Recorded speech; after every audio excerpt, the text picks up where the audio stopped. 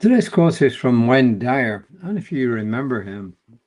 He was passed away not all that long ago, I think like 4 years ago. So I started following him pretty early on when he was more known as an author, and he wrote a book called Your Erroneous Zones, which some people mistranslated as Your Erogenous Zones, but it was Your Erroneous Zones.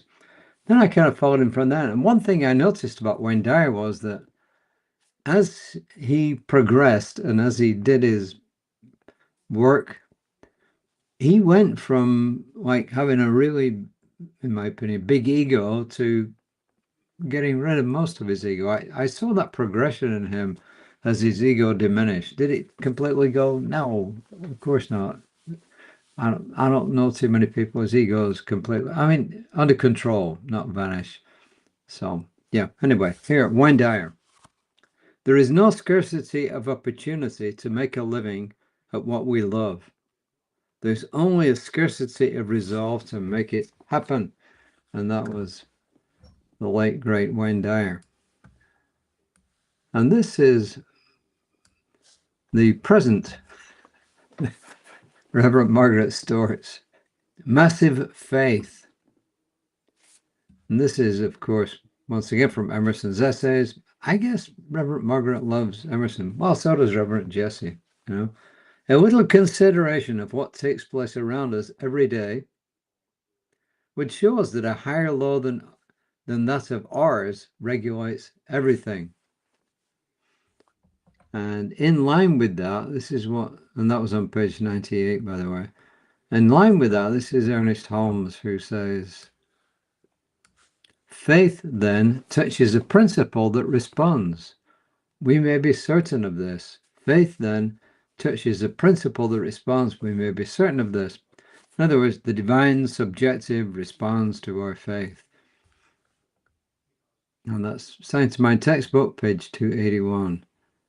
And Reverend Margaret says here about the great spiritual avatars so revered by their followers usually began their spiritual quest because of some great experience.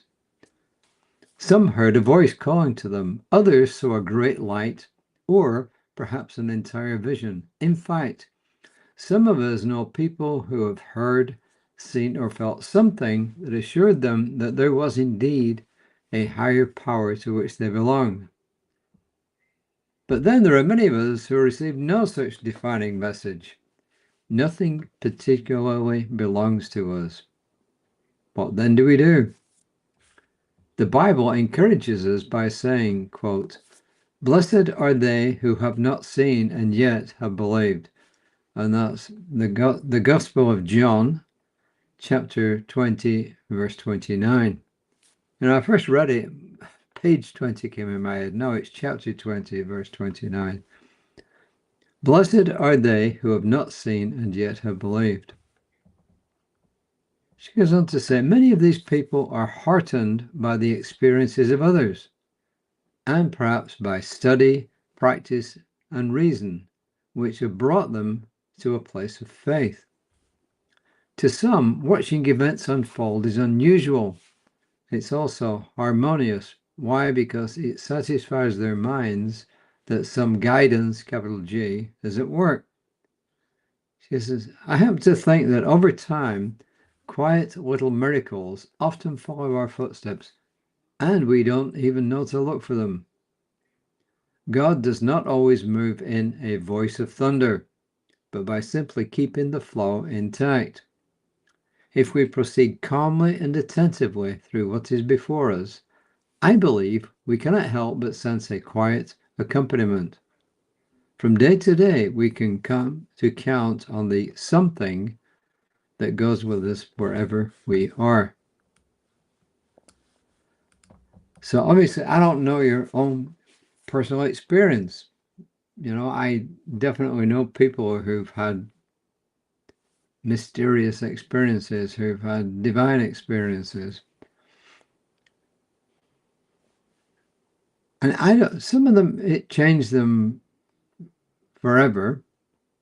And some of them, it changed them for a while. but all of them it did touch in some way or other. So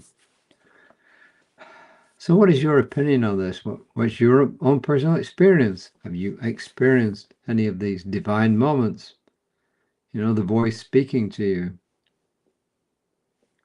So, but the bottom line of all of this is that whether we personally have experienced a mystical moment, a mystical event or not, that when we continue to do our spiritual work and take in the experiences of those who have, then our life changes for the better.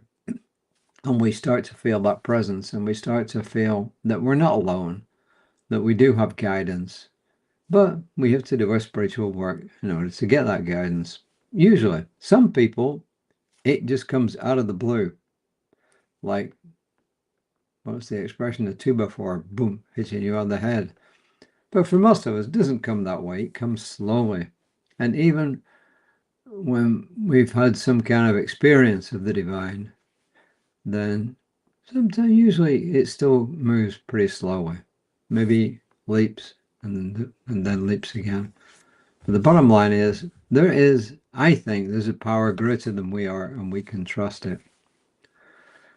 Let me see. Tomorrow, my colleague, Reverend Lisa, should be on at 9:15, but bear in mind that it's going to be cold overnight tomorrow. It's going to be colder than it was today. I think today, I don't know what it got down to.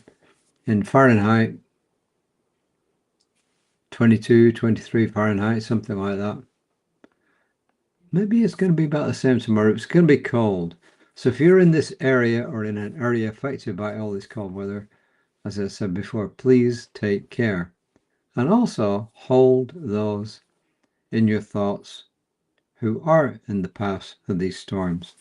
And also, please hold the people of Indonesia in your thoughts, because there were landslides there. I don't know what actually happened. I don't know how many people lost their homes and so on and so forth, but you might want to hold them in your thoughts and your prayers as well.